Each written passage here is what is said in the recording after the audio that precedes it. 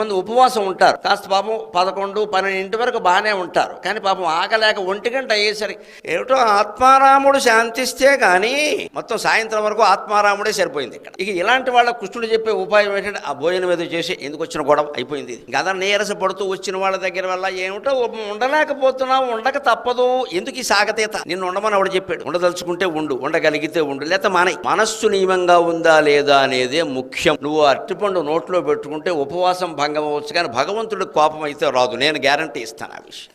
ఎందుకంటే ఉపవాసం అనే దానికి సంస్కృతంలో అర్థం ఏమిటంటే ఉప అంటే సమీపే, ఉపవాసం భగవంతునికి సమీపంలో ఉండడం. సమీపంలో ఉండడం అంటే ఇక్కడ మఠం వేసి కూర్చోవడం కాదు, ఇక్కడ నీ మనస్సు ఆయన్ని స్మరిస్తూ ఉండడం సమీపంలో ఉండడం. మనస్సు భగవంతుడిని స్మరిస్తూ ఉన్నప్పుడు నువ్వు 2 ఇడ్లీ తిన్నా, 2 అరటిపళ్ళు తిన్నా, ప్రాణం నిలబెట్టుకుందుకు ఏదైనా చేసినా ఆయనకి ఏమి అనిపించదు.